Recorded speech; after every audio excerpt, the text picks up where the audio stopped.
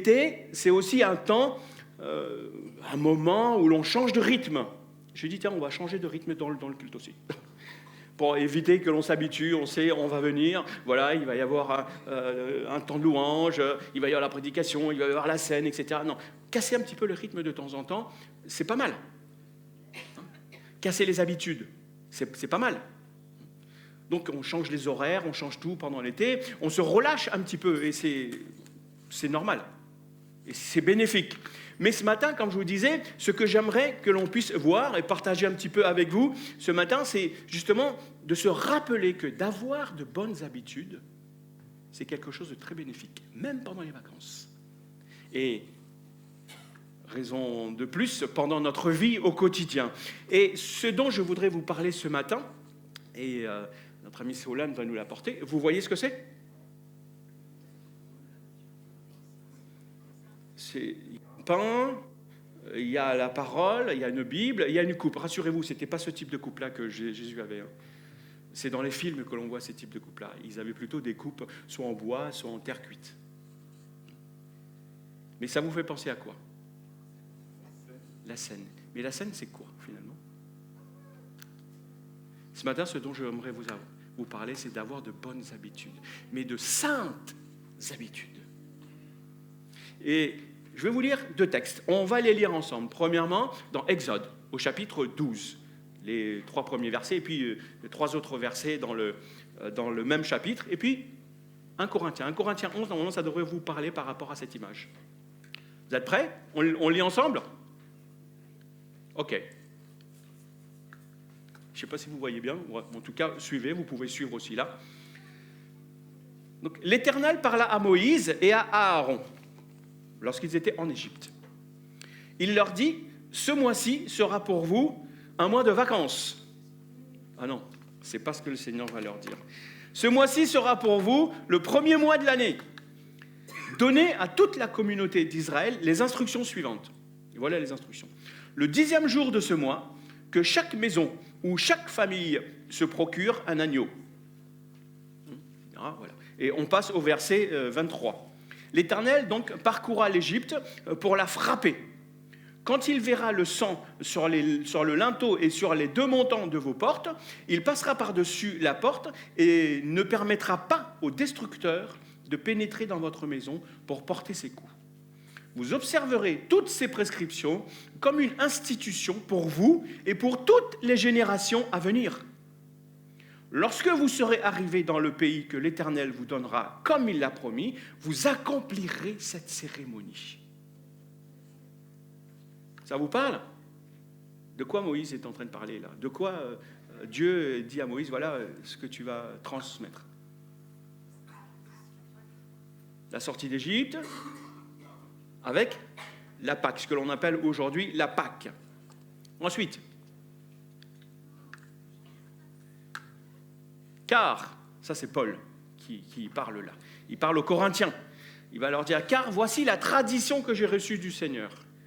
Et vous avez remarqué que Paul ne parle pas là de révélation, il parle de tradition. Ça veut dire qu'il a reçu ça des hommes. Donc, car voici la tradition que j'ai reçue du Seigneur et que je vous ai transmise. Le Seigneur Jésus, dans la nuit où il fut livré pour être mis à mort, prit du pain. Et après avoir prononcé la prière de reconnaissance, il le rompit en disant, « Ceci est mon corps, il est pour vous. Faites ceci en souvenir de moi. » De même, après le repas, il prit la coupe et dit, « Cette coupe est la nouvelle alliance scellée de mon sang. Faites ceci toutes les fois que vous en boirez. » Comment ? En souvenir de moi. Ça aussi. N'est-ce pas ? Les 2 textes parlent de la même chose.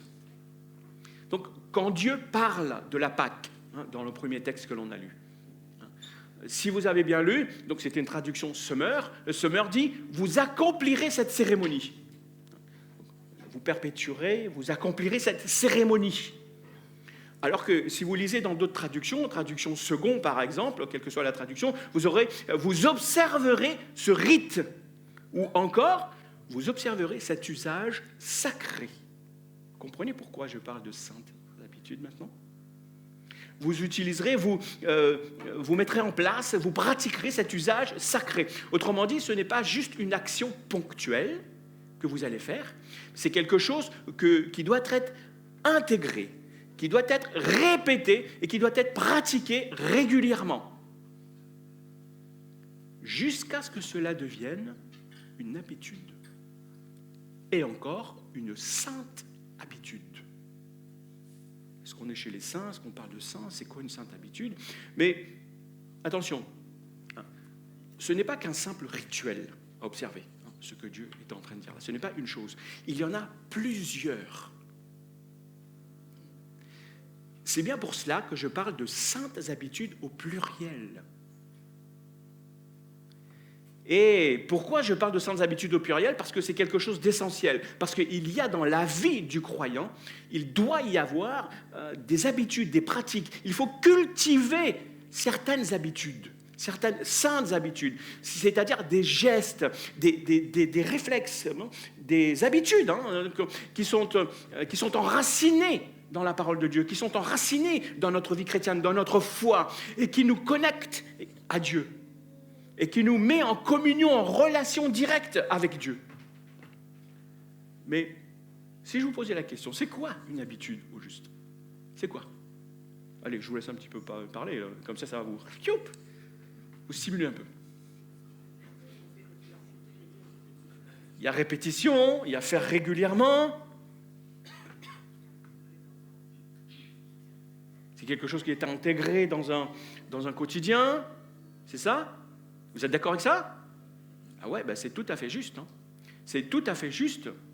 Parce que lorsqu'on parle d'habitude, une habitude, lorsqu'on regarde un petit peu, ça représente tout ce que vous avez dit, c'est une disposition d'abord, une disposition intérieure que l'on développe avec le temps à travers une pratique régulière. Ça synthétise tout ce que vous avez dit là, non? C'est pas quelque chose qui est inné en nous. C'est pas quelque chose qui, lorsqu'on naît, ça devient juste une habitude, comme un bébé qui naît, il a tout de suite, c'est inné. Non, et là, je suis concentré en ce moment sur ce type d'habitude, je regarde là, donc depuis 1 an et demi, je suis attiré par ça, par tout ce qui se passe chez les petits, chez les bébés. C'est extraordinaire, je découvre certaines choses, je redécouvre certaines choses. Donc tu vois, qui leur a appris à faire ça? Personne. Et non seulement ça, c'est pour les plus petits. Et je regardais Liam il n'y a pas longtemps, dès que vous mettez de la musique, mais je me disais, mais qui lui a appris à bouger en rythme comme ça, avec la musique? Ah oui, c'est pas ses parents lui disent, attends, il faut que tu fasses comme ça. Non, il entend la musique et il se met à bouger tout seul. Ça, c'est inné. Mais il y a d'autres choses qui ne sont pas innées. Il va falloir que vous appreniez à vos enfants, peut-être les plus grands, à se brosser les dents régulièrement. Vous voyez. C'est pas inné chez nous. De se laver, c'est pas inné non plus chez nous. C'est quelque chose que l'on doit apprendre, que l'on doit développer et pratiquer. C'est pas quelque chose qui est automatique. Donc, une habitude, ça commence par des petites choses que l'on répète, une petite chose au début, que l'on répète, et puis à un moment donné, tu te mets à le pratiquer régulièrement, mais parfois même ça rentre dans tes habitudes, ça devient presque comme une seconde nature, et tu t'en rends même pas compte. Mais le jour où tu ne le fais pas, tu sens qu'il y a quelque chose qui manque. Donc c'est quelque chose qui a été donc intégré dans une pratique, dans le quotidien, et ça fait partie de notre rythme de vie, ça fait partie de notre vie. Évidemment, comme je vous le disais, il y a de bonnes et de mauvaises habitudes.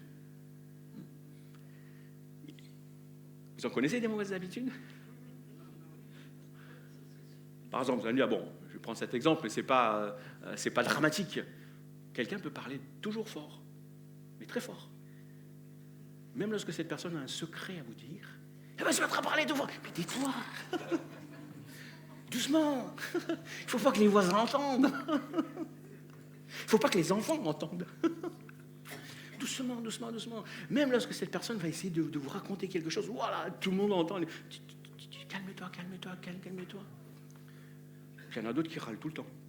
Même lorsque vous leur racontez une bonne nouvelle, ils vont dire oui, mais bon, de toute façon, tu sais, blablabla. Ils râlent tout le temps.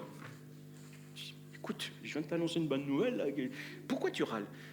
En tout cas, je ne sais pas si vous savez, nous les Français, on a cette réputation d'être des râleurs. Quoi qu'on fasse, voilà, on râle. Hein, peu importe. Mais à côté de ça, heureusement, comme je vous dis, il y a de bonnes habitudes. Et on l'apprend tout petit à nos enfants. Une des premières choses que l'on apprend à nos enfants, c'est dire merci. Dire merci. Dire merci aux gens. Ils ne comprennent pas. Ils intègrent. Lorsqu'on leur donne quelque chose ou lorsqu'ils nous donnent quelque chose, lorsqu'ils ont ce réflexe de vous apporter quelque chose, vous lui dites merci. Tout simplement. C'est quelque chose que vous êtes en train de lui inculquer. Tout doucement, dire merci.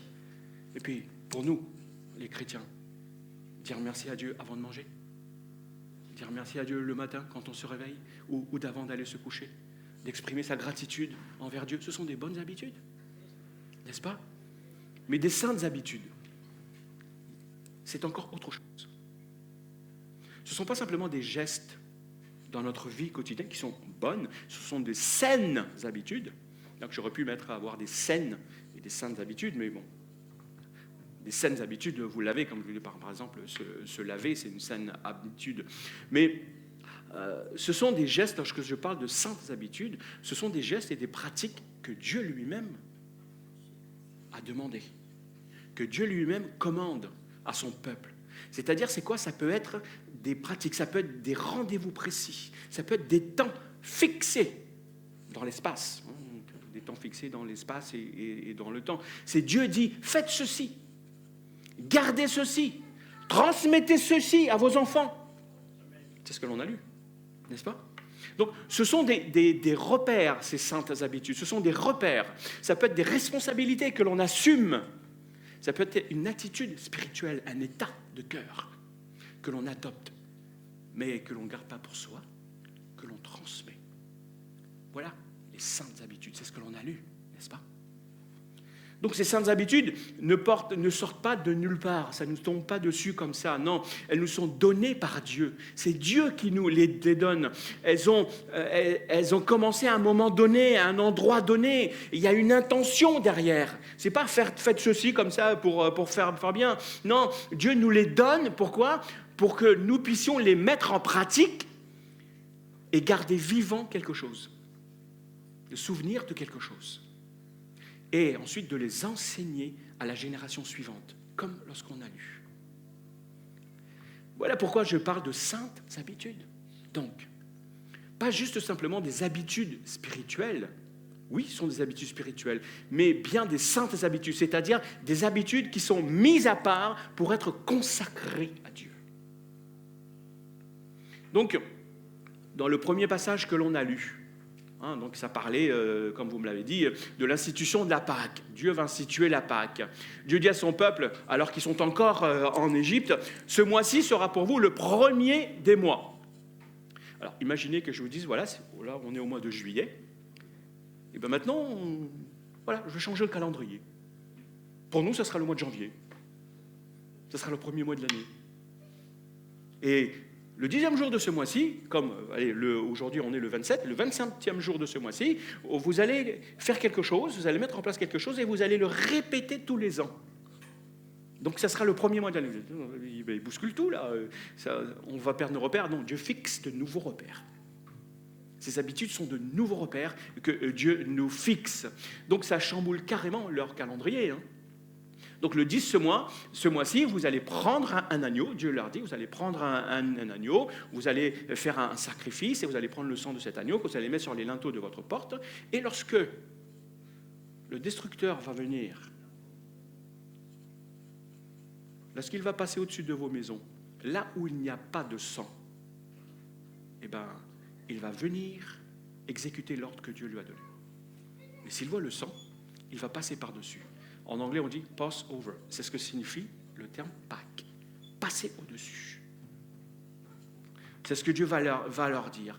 Donc, et pourquoi? Ce n'est pas quelque chose de banal que Dieu va leur demander. Vous allez faire ça, vous savez, parce que c'est moi qui le demande, parce qu'il y a une intention derrière. Donc, vous allez perpétuer ça. Et là encore, vous allez voir, ce n'est pas une chose à faire, c'est toute une série de pratiques à faire. vous allez tuer l'animal, vous allez mettre le sang, vous allez faire bouillir l'animal, vous allez le manger dans votre maison. Si vous êtes plusieurs, il ne faut pas qu'il y ait des restes le lendemain, etc. Vous allez vous habiller d'une certaine façon, être prêt, mettre votre ceinture, votre bâton et vos sandales, être prêt. Voilà toutes les instructions que Dieu va leur donner. Donc, il va leur donner toute une série de directives qu'ils doivent reproduire et faire chaque année. C'est une loi, va leur dire Dieu, c'est une loi perpétuelle. En souvenir de ce que vous allez vivre aujourd'hui même. C'est-à-dire, vous avez des choses à vivre, vous avez des choses à faire, vous avez une manière concrète de le pratiquer, afin que quoi ? Que vous n'oubliez pas ce que Dieu est en train de faire et ce que Dieu a fait dans votre vie. Donc, c'est ces rituels-là qui vont devenir les saintes habitudes. Et rappelez-vous, juste simplement, le mot saint dans la Bible, lorsqu'il est rattaché à Dieu, ça veut dire qu'il est parfait, d'une pureté parfaite et absolue. Il n'y a pas de péché, il n'y a rien en lui. Lorsqu'il s'attache à nous ou aux choses que Dieu demande, ça veut dire que cette chose est consacrée à Dieu, est mise à part pour servir Dieu et pour être à son service. Il y a des personnes qui sont consacrées, il y a des objets qui sont consacrés, il y a des maisons qui sont consacrées, il y a des pratiques que l'on met en place et qui sont consacrées pour le service de Dieu. Ce n'est pas quelque chose, encore une fois, de simple. Et vous, on le fait tout simplement pour honorer Dieu, pour se souvenir. Ce n'est pas une option que je vous dis, allez, je vous donne une possibilité, vous allez le pratiquer. Non! Ce n'est pas optionnel, c'est un commandement. Ce que tu fais là, tu ne le fais pas pour toi, premièrement. Tu le fais pour honorer Dieu, d'abord. Et c'est sérieux, frères et sœurs, quand Dieu dit ça. Dieu ne parle pas simplement pour faire joli ou pour combler notre emploi du temps. Non, c'est quelque chose de spécial. C'est quelque chose qui va se passer entre Dieu et toi, ou entre Dieu et son peuple de manière collective. Et le deuxième texte que l'on a lu, il est de qui ? C'est Paul qui écrit aux Corinthiens. Et il parle de la scène, ce fameux repas, ce dernier repas que le Seigneur a eu avec ses disciples. Ce qui est intéressant, c'est que Paul n'était pas là lors de ce repas. Lorsque Jésus a institué ça avec ses disciples, Paul n'était pas là. Mais il a reçu ce message des personnes qui étaient là. Et il va les transmettre maintenant à son tour avec précision. Il reprend les mots. Il va les reprendre avec précision aux chrétiens de Corinthe. Vous voyez, il y a Jésus qui transmet à ses disciples qui vont le transmettre à Paul, et Paul qui va le transmettre aux Corinthiens. 4. Et c'est exactement ce que Paul va dire à Timothée. Ce que j'ai reçu, donc j'ai reçu, là, moi, j'ai reçu de là, je te le transmets à Timothée afin que tu sois capable de le transmettre à des personnes qui soient capables de l'enseigner aussi à d'autres.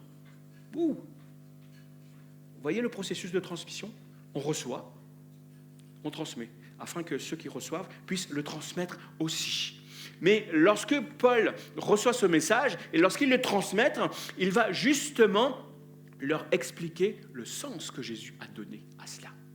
Ce n'était pas juste un repas de Pâques, comme les Juifs le pratiquaient, mais Paul va redonner tout son sens, comme Jésus l'a expliqué à ses disciples, et il va maintenant transmettre ça aux nouveaux chrétiens, aux païens qui ne connaissent pas ces rites et ces habitudes.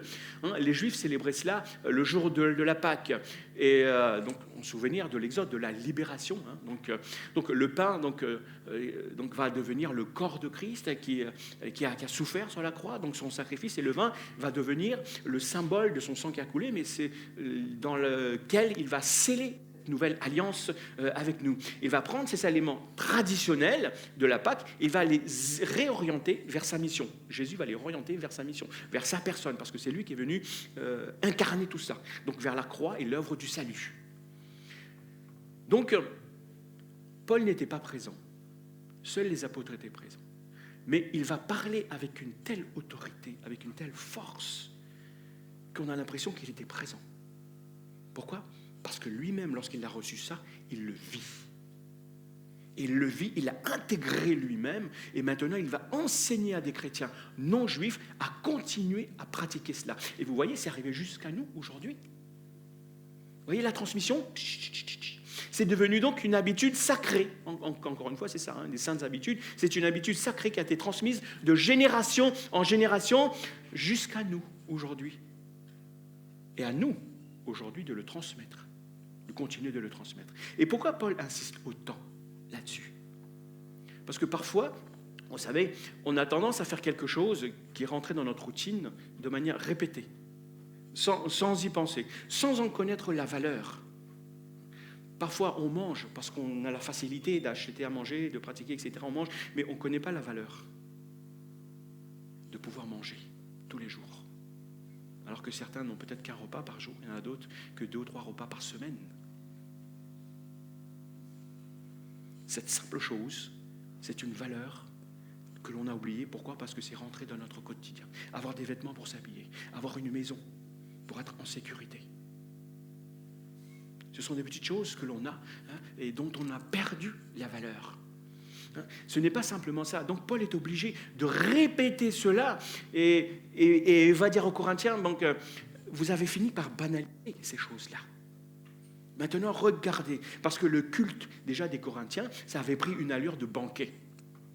Les gens s'assemblaient, les riches venaient avec tous leurs repas et le mangeaient, alors que leurs frères, qui étaient un peu plus démunis, qui étaient dans la pauvreté, qui n'avaient rien à manger, ils restaient dans leur coin et ils ne partageaient même pas. Et Paul lui dit, alors que le repas du Seigneur, c'est un repas de communion. C'est un repas qui nous unit tous les uns les autres, alors que vous mangez dans votre coin, puis votre frère est à côté, n'a rien. Ça n'a pas de sens. Vous ne connaissez pas le sens de ce que vous êtes en train de faire. Donc Paul est obligé de remettre de l'ordre dans tout ça et de rappeler l'origine et le sens profond de cette sainte habitude. Et c'est exactement aussi ce que Jésus avait dit le soir lorsqu'il a partagé ce repas avec ses disciples. Faites ceci en mémoire de moi. Donc ce n'est pas juste un repas. Il les appelle à le perpétuer, à le répéter, donc à le transmettre. C'est un acte de mémoire, c'est un geste spirituel que l'on fait. C'est une sainte habitude et qui doit, si vous voulez, qui doit se vivre avec foi, en étant connecté avec le Seigneur, avec respect, avec gratitude, avec reconnaissance. Donc voilà, je vous appellerai pendant tout ce que je suis en train de vous dire, je vais vous demander de vous rappeler ce que Dieu a fait dans votre vie, afin que tout à l'heure, lorsque nous allons le louer, que votre bouche ne reste pas fermée, ne serait-ce qu'avec un petit mot, 2 petits mots, simplement que vous puissiez lever la voix, même à travers les chants, etc., que vous puissiez dire, Seigneur, merci. Merci pour toutes ces choses que tu me donnes, et Seigneur, je veux me rappeler de tout ça aujourd'hui. Tu me donnes la vie. Donc, se souvenir de ces bienfaits, parce que vous savez, quand nous nous réunissons le dimanche matin, ce n'est pas juste une tradition. Ce n'est pas juste une habitude. C'est le jour du Seigneur. C'est un rendez-vous sacré.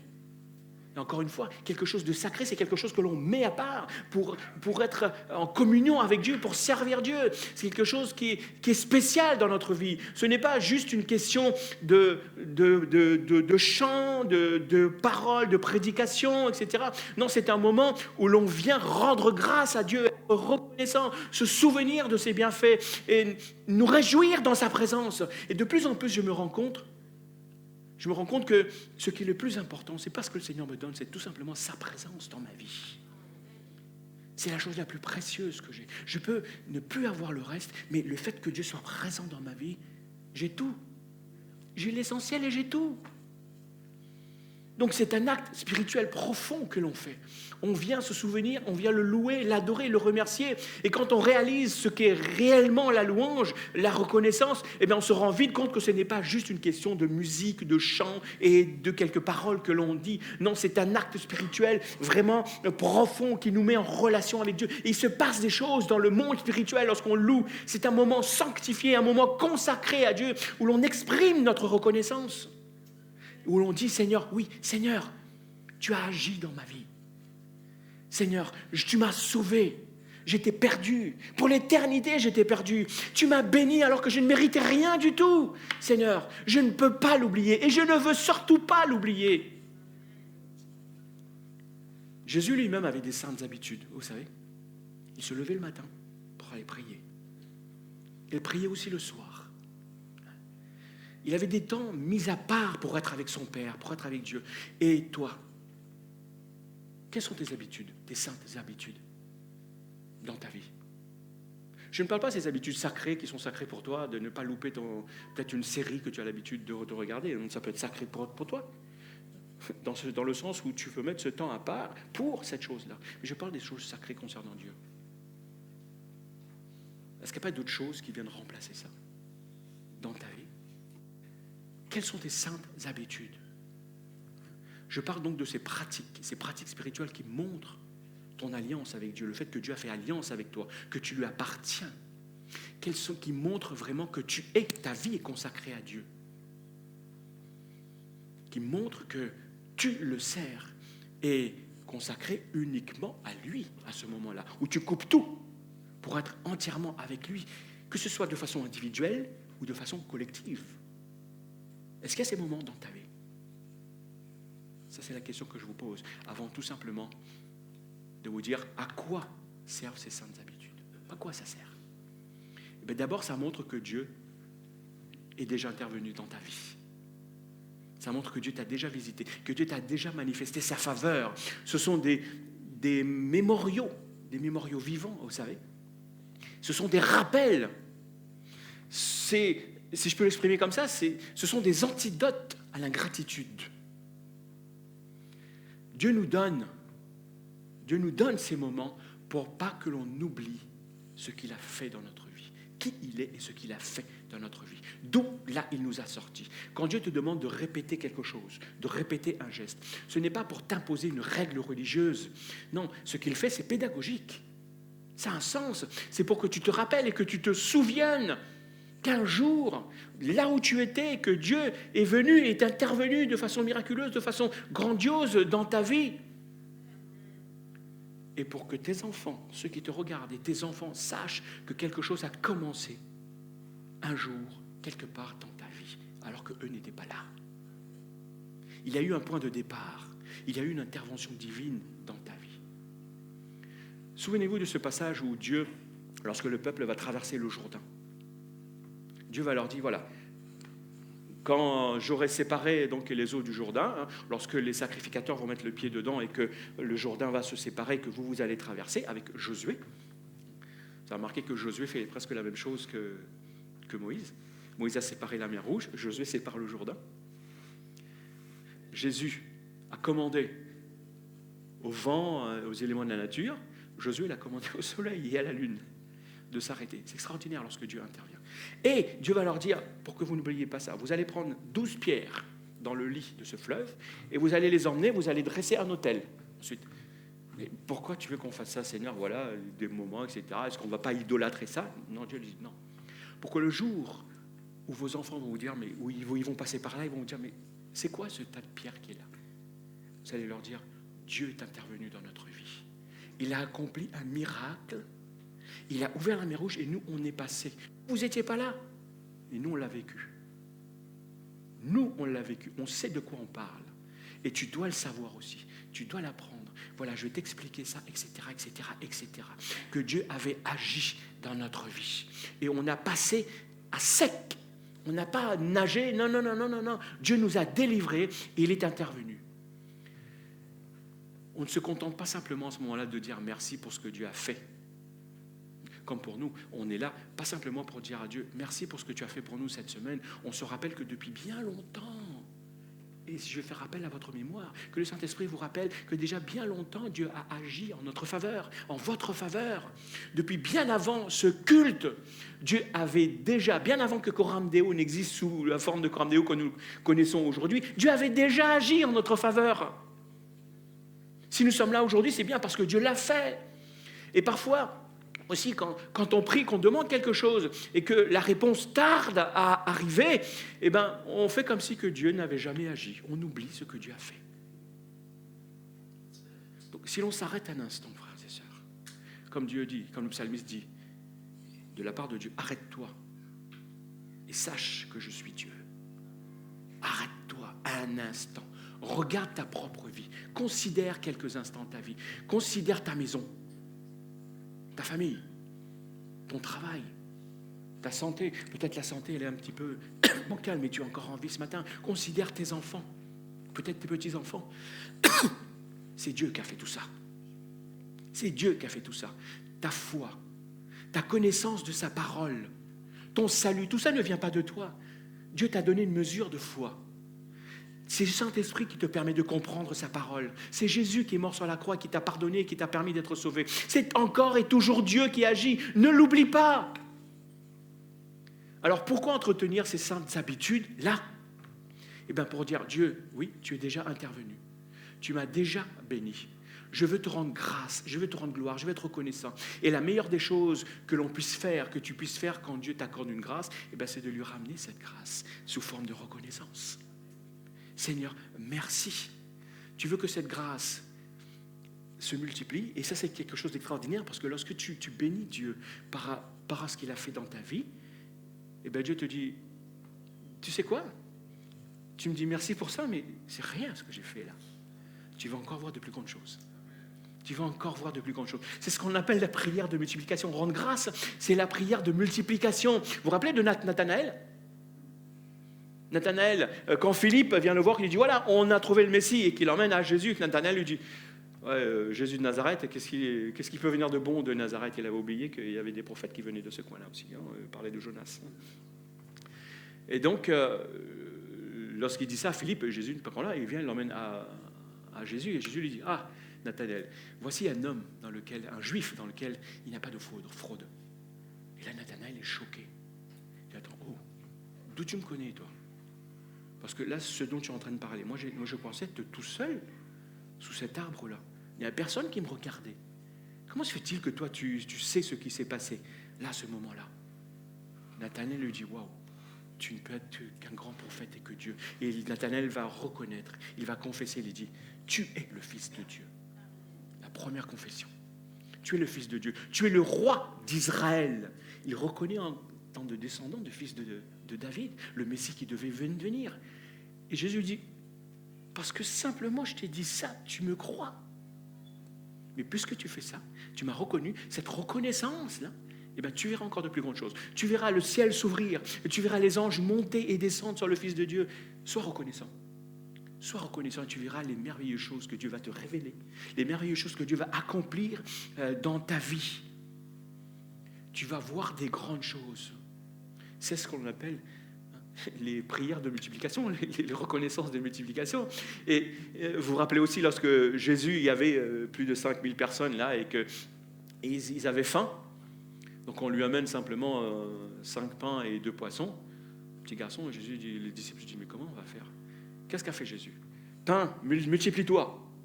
Poisson, multiplie-toi en grand nombre de façon à ce que je puisse nourrir ça. Qu'est-ce que Jésus a fait? Il a simplement pris le pain et il a rendu grâce. Il a distribué. Et chacun en a mangé et il est resté 12 paniers. La première fois et 7 la deuxième fois. Simplement être reconnaissant. C'est ça, la puissance de la reconnaissance dans ta vie. Rends grâce et tu verras comment Dieu va multiplier ses bénédictions en ta faveur. Rends grâce pour ce que Dieu est. Rends grâce pour ce que Dieu a déjà fait.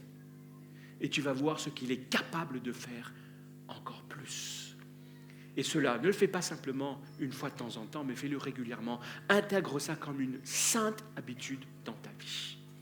Donc, pourquoi?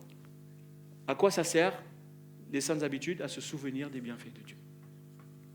Ensuite, c'est quoi? Deuxièmement, c'est quoi ces saintes habitudes? Exactement. Les saintes habitudes, au fond, finalement, voilà, on en parle, on entend. Tout simplement, ce sont des gestes. Ce sont des pratiques concrètes qui rendent vivants les vérités spirituelles. Des gestes concrets qui rendent vivants les vérités spirituelles. Ce sont des pratiques qui actualisent et qui rendent présent certaines dimensions invisibles du royaume de Dieu. Quand on choisit de répondre à l'appel de Dieu, dans ce que Dieu nous demande, que ce soit dans le temps, dans l'espace et dans ce qu'on fait, c'est-à-dire quand on décide de se rendre fidèlement au rendez-vous que Dieu nous fixe dans le calendrier, ces moments qu'on met à part, ces moments que Dieu nous donne et que l'on maintient à travers une discipline régulière, alors on rend les vérités de Dieu tangibles et présentes. Je me dis, mais qu'est-ce qu'il raconte? Ça devient présent, réel et concret dans la Bible. Vous voyez, les fêtes de l'Éternel, comme ça devait être une fête. Les fêtes de l'Éternel ne sont pas juste des souvenirs dans notre vie. Ce ne sont pas des commémorations nostalgiques pour se souvenir. Non, c'est très différent, si vous voyez, de notre manière humaine de faire la fête. Comme par exemple, tous les ans, tout le monde fête quelque chose. Notre anniversaire. Oui ou non? Bon, j'ai dit que je devais arrêter de souffler les bougies parce qu'il y a plus de bougies que de la grosseur du gâteau pour moi. On met juste le chiffre maintenant. Pourquoi? Parce qu'il n'y a pas assez de place sur le gâteau. Les gâteaux sont trop petits. Donc, lorsqu'on célèbre ça, est-ce que ça veut dire que le jour où tu vas souffler ces bougies-là, c'est ce jour-là que tu es né? Ou tu nais de nouveau à ce moment-là? Non, c'est fait pour se souvenir, pour se rappeler. Donc, on célèbre le fait que tu sois né un jour, mais c'est un rappel du passé. Mais quand il s'agit des fêtes de Dieu, les fêtes que Dieu a instituées, c'est autre chose. Ce n'est pas du tout pareil. Quand on célèbre ce que Dieu a fait, on célèbre un attribut, de la façon dont Dieu s'est manifesté, dont il s'est découvert à nous, qu'il nous a montré quelque chose que l'on n'avait pas vécu, que l'on ne connaissait pas encore aujourd'hui, qu'on va célébrer une action de Dieu, son intervention. Ce n'est pas simplement pour se souvenir qu'il était là et ce qu'il était, ce qu'il a fait, mais c'est pour déclarer qu'il est toujours pareil aujourd'hui et qu'il est toujours capable de le faire encore aujourd'hui. Chaque fois que Dieu va demander à son peuple de se souvenir, ce n'est pas pour entretenir simplement la mémoire. C'est pour renouveler son action. Jésus va dire, faites ceci en mémoire de moi. Quand on vient devant Dieu pour lui dire merci, Seigneur, je te remercie parce que tu m'as guéri. Qu'est-ce que tu es en train de dire? Eh bien, tu es en train de dire, ce jour-là, Seigneur, tu peux encore me guérir. Tu vas me guérir encore aujourd'hui parce que j'en ai besoin aujourd'hui. Ce n'est pas juste « je veux me souvenir que Dieu m'a guéri », non. C'est une actualisation de sa puissance et de ce qu'il est. Quand tu remercies à Dieu, tu dis « Seigneur, oui, je sais que dans telle situation, tu m'avais procuré la paix. » Tu dis quoi? Aujourd'hui, Seigneur, je suis dans le tour, je vais te remercier pour ça, mais je vais me rappeler qu'aujourd'hui, tu me donnes ta paix. Une paix que je ne peux pas comprendre, que le monde ne peut pas expliquer. Seigneur, je me rappelle que tu as pourvu. Tu es ce Dieu qui pourvoit en toutes choses. Seigneur, aujourd'hui, si je te prie ça, parce que je sais que tu pourvois tous mes besoins aujourd'hui même. Tu réactualises ces choses-là encore aujourd'hui. Ce ne sont pas juste des souvenirs figés dans le passé, ou oui, dans un passé lointain, plus ou moins lointain. Non, ce sont des proclamations vivantes. Il est le même hier, aujourd'hui et pour l'éternité. Et lorsque tu rappelles ces victoires passées, donc lorsque tu te dis, voilà, dans tel combat, Dieu est intervenu, eh bien, tu commences à le louer pour cette victoire-là. Et en le louant, justement, tu fais bien plus que simplement de lui dire merci. Donc tu rouvres, si tu veux, un espace où tu dis à Dieu, voilà, tu peux intervenir encore aujourd'hui de la même façon. Et tout à nouveau, en fonction des besoins que j'ai aujourd'hui. Donc ces saintes habitudes rendent Dieu présent, ils le rendent actif, tu permets à Dieu de continuer à s'impliquer dans ton quotidien. Donc ça réactualise les promesses dans ta vie et ça les rend vivants. N'est-ce pas? Amen, tu peux dire amen. Ensuite, les saintes habitudes sont un héritage pour les générations suivantes. Amen. Et ça, c'est ce que Moïse a rappelé au peuple. C'est ce que Dieu va dire aussi d'abord, le premier à Abraham. Je t'appelle, je te dis telle et telle et telle chose. Pourquoi? Dans quel but?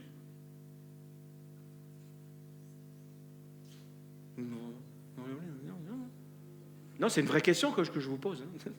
Ce n'est pas une question rhétorique à laquelle je vais répondre moi-même. Ils seront bénis en toi, mais je te dis ça pour que tu le pratiques, d'une part,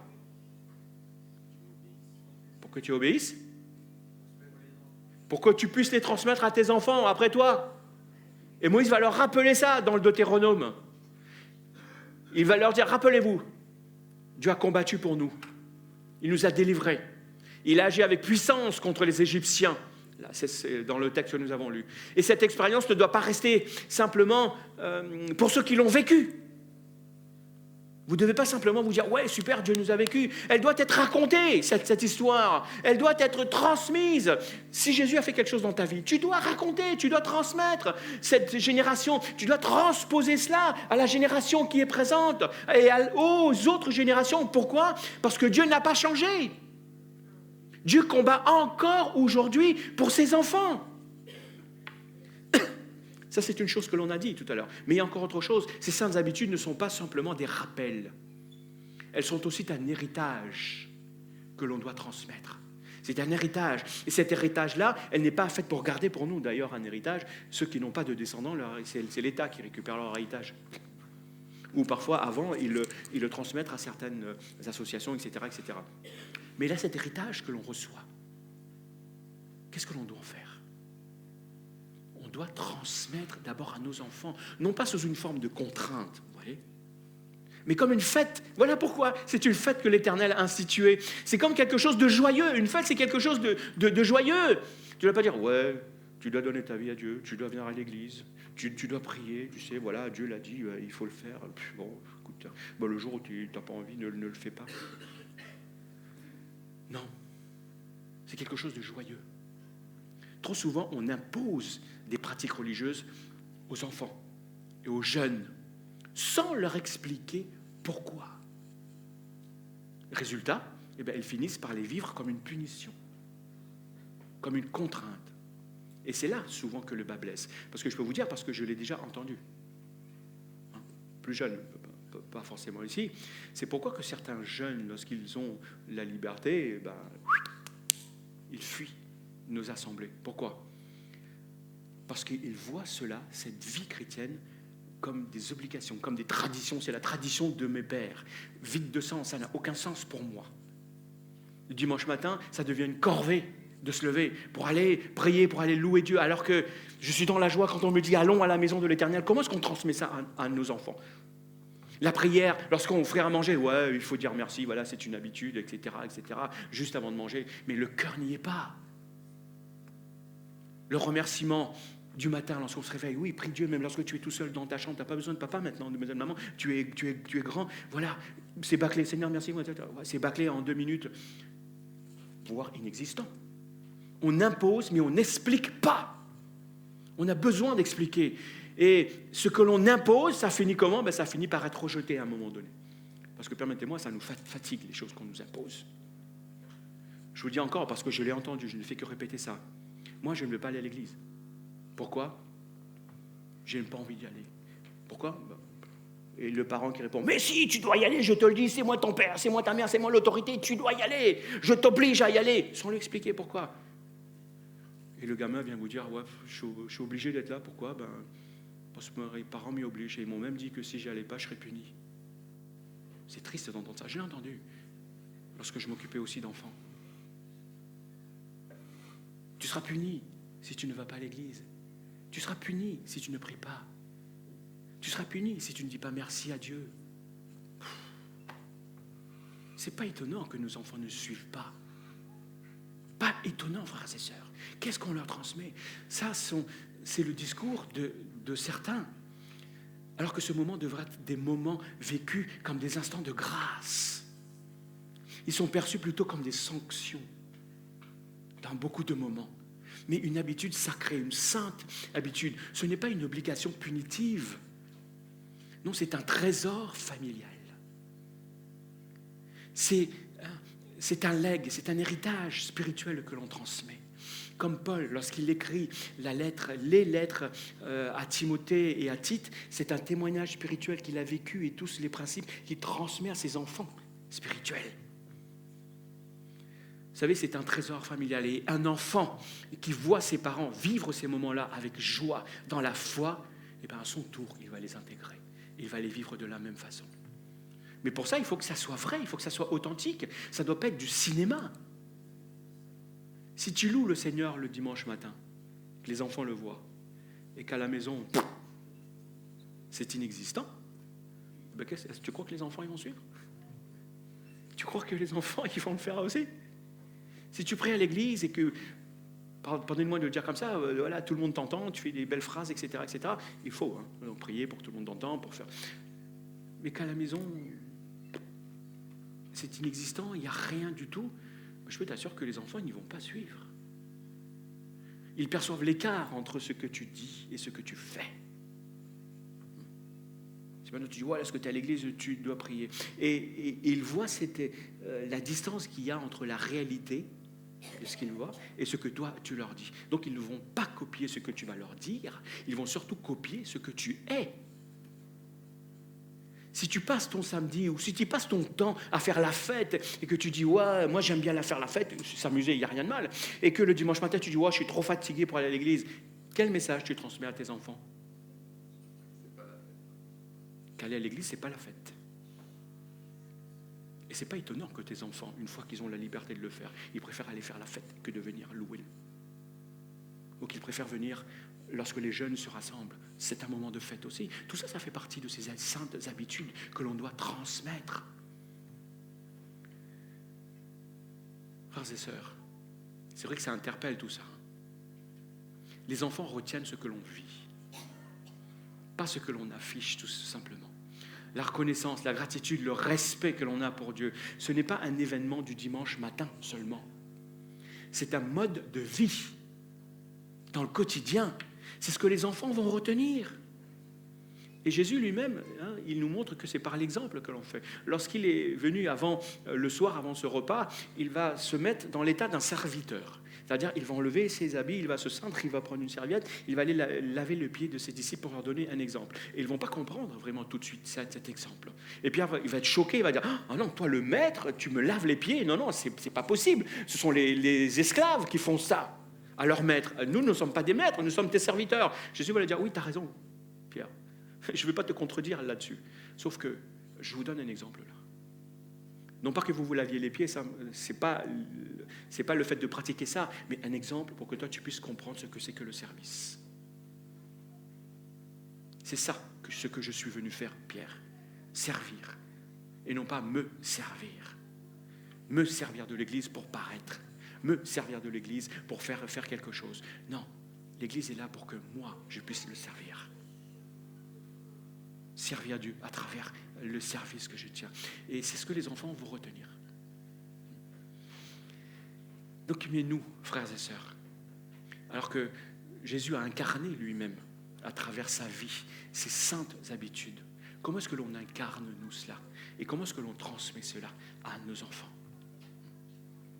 Si l'on demande pardon simplement à l'Église, à Dieu lorsqu'on prie que c'est une bonne chose, et que l'on ne se demande pas pardon à la maison, quelle est la compréhension du pardon que les enfants vont saisir?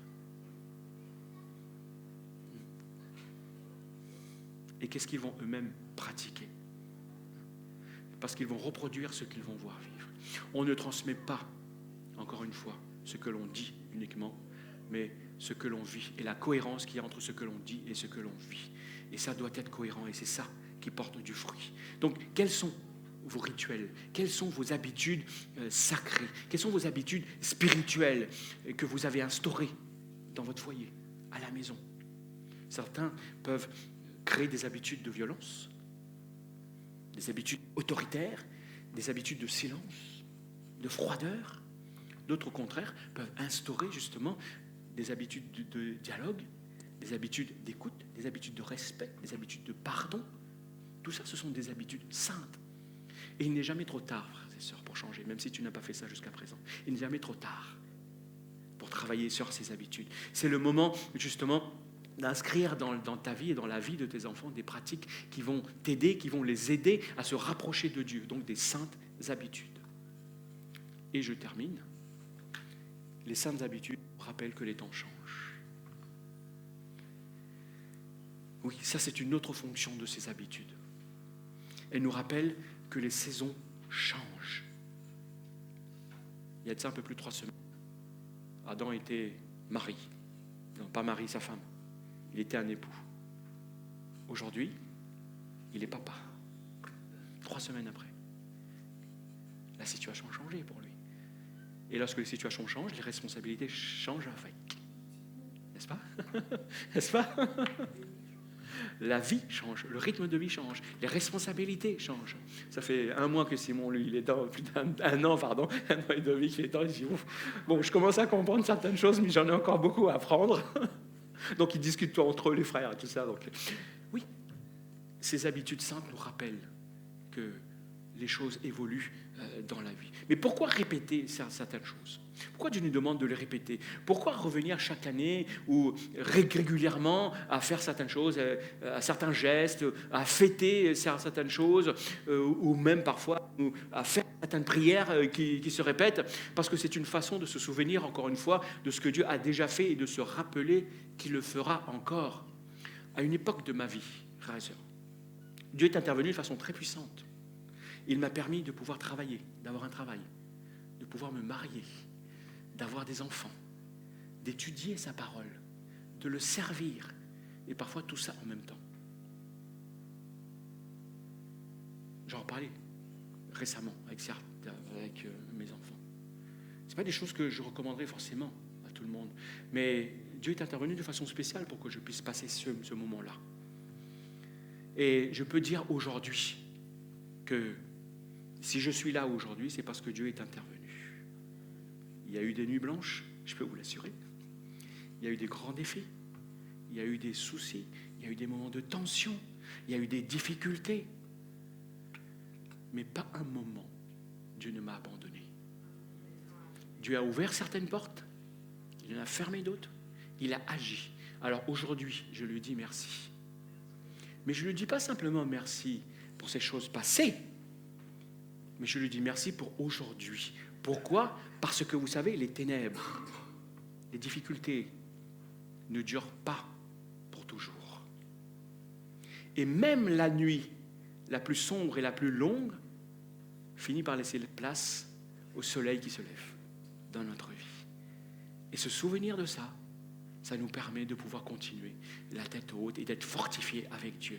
Hier, je n'étais pas comme aujourd'hui. Et demain, je ne serai pas comme je suis aujourd'hui. Pourquoi? Parce que Dieu a transformé ma vie. Dieu transforme les vies. Et comme les Juifs disent, Dieu ne transforme pas simplement les vies, il transforme Cohen, il transforme tous les autres aussi. Bon, je vois qu'il n'y en a pas beaucoup qui ont compris. Si, il y en a certains. Bon. Lévi, vous savez qui c'est? Voilà, il transforme Lévi, mais Lévi aussi. Lévi et Cohen. Donc c'était ceux qui officiaient dans le temple. Les Cohen, c'était les prêtres. Et les Lévis, c'était les sacrificateurs. Donc Dieu nous transforme, qui qu'on l'on soit, en fait, pour dire. Dieu transforme nos vies. Donc ces saintes habitudes sont là pour me les rappeler, que Dieu transforme les situations, Dieu transforme ma vie. Et quand je persévère dans ces pratiques, même dans les difficultés, ça devient comme des rappels prophétiques. Les temps vont changer, Steve. Oui, si ce que tu connais aujourd'hui, tu ne l'as pas connu avant, Dieu t'a libéré, mais aujourd'hui ce que tu vis, c'est une parole prophétique pour te dire que Dieu va te libérer et qu'il a encore quelque chose de meilleur pour toi. Parce que un de mes mots d'ordre, c'est que le meilleur est toujours pour devant moi. Ça, je garde ça en ligne de conduite. Pourquoi? Parce que Jésus vient à ma rencontre. Le meilleur est toujours pour devant, pour moi, pour ceux qui connaissent Dieu. Mais pour ceux qui ne connaissent pas, ce n'est pas le meilleur qui est devant, c'est le pire. Donc les temps vont changer, mais Dieu, lui, il ne change pas. Les épreuves ne sont pas éternelles. Sa paix est éternelle, sa joie est éternelle. À un moment, les douleurs vont prendre fin. À un moment, les souffrances vont s'arrêter. Dieu reste fidèle. Ça, c'est l'un des attributs que j'aime, ou je me rappelle souvent de Dieu, sa fidélité. Mais Dieu est tout ce qu'il est. Il n'est pas simplement fidèle, il est tout ce qu'il est tout le temps. Mais dans sa fidélité, il est amour, dans sa fidélité, il est bon, dans sa fidélité, il est miséricorde, dans sa fidélité, il est juste, dans sa fidélité, il est saint, etc., etc., etc. Dans sa fidélité, il pourvoit à mes besoins, dans sa fidélité, il est là, il m'accompagne, quoi qu'il arrive. Cette année que nous avons vécue, frères et sœurs, puisque là, nous sommes l'été que nous allons reprendre l'année prochaine, cette année, il y a eu des hauts et des bas. Il y a eu des larmes, il y a eu des moments de tristesse, mais il y a eu des moments de joie. Et l'année qui arrive, elle sera encore différente, frères et sœurs. Mais moi, je garde le cap. Nous devons garder le cap. Mais ne reste pas fidèle à ces pratiques simplement parce que je te le demande. Parce que le pasteur l'a prêché, que c'était bien, oui, et la parole de Dieu, il nous le dit, voilà, parce que la tradition aussi nous rappelle que l'on doit le faire. Non, pratique-les parce que tu sais pourquoi tu le fais. Si tu ne sais pas pourquoi tu le fais, ça va devenir une habitude qui va s'étioler dans le temps, qui va se ternir, qui va se refroidir, qui ne va pas te motiver. Fais-le parce que tu sais pourquoi tu le fais. Et transmets-le parce que tu sais pourquoi. Et explique pourquoi tu le transmets. Parce que ces habitudes sont devenues tes habitudes. C'est inscrit dans ta vie, c'est ton mode de vie. Souvent, quand on me dit « Qu'est-ce que tu fais dans la vie ?» Je dis « Moi, ma vie, c'est de servir Dieu. » Ça se résume à tout. Ah oui, tu n'as pas de famille, tu fais de l'église, etc. Oui, mais c'est servir Dieu. Dieu m'a sauvé, il m'a racheté. Je lui appartiens, je suis son serviteur. Et tout ce que je peux faire, dans tout ce que je peux faire, je le sers. Ça se résume à ça, ma vie.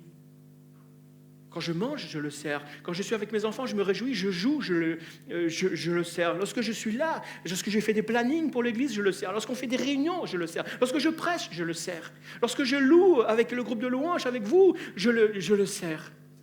Toute ma vie, c'est servir Dieu. Je n'ai rien d'autre. C'est ça, ma vie. Et ces habitudes sont là pour me rappeler tout cela. Ça m'enracine dans la réalité, dans ma réalité spirituelle, dans cette nouveauté de vie que Dieu m'a donnée. Et c'est ce qui me porte, c'est ce qui me rappelle que je suis connecté avec Dieu et que je le sers. Et quel est le Dieu que je sers et qui est mon Dieu. Vous savez, il y a une chose que j'ai vue chez mes parents au-dessus de leur porte quand j'étais plus jeune, et c'est resté aussi sur mon cœur, et c'est aussi ma ligne de conduite. Comme disait Josué, vous pouvez, après avoir entendu tout ça, faire ce que vous voulez. Mais moi et ma maison, nous servirons l'Éternel. Et pas simplement le dimanche matin, frères et sœurs, mais dans le quotidien. Dans le quotidien que vous ne voyez pas forcément.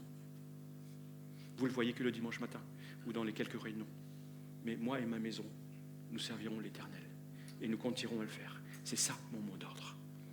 Et ça, pourquoi ? Parce que je l'ai vu chez mes parents, et je l'ai vu vivre par mes parents.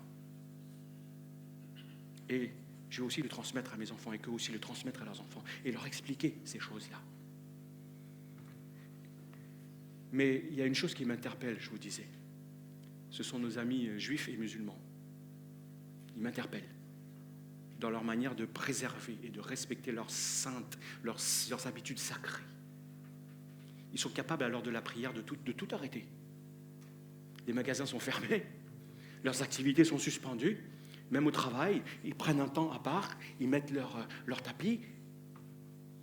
Peu importe la motivation, mais ça m'interpelle, frères et sœurs.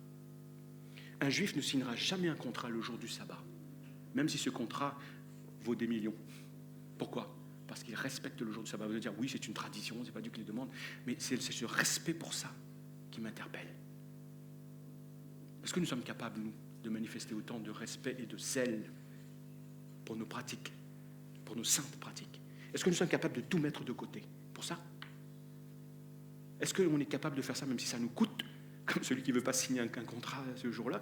Pourquoi ils ne le font pas? Pourquoi? Parce qu'ils ont plus, parce que c'est quelque chose de plus précieux pour eux que l'argent et l'or.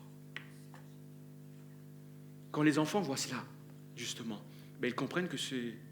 Ah oui, que ça doit de la valeur. Ce n'est pas simplement une pratique. C'est quelque chose de très profond. C'est sérieux, là, que font nos parents. On ne joue pas avec. On ne rigole pas avec ça. C'est quelque chose de sacré, de saint devant Dieu.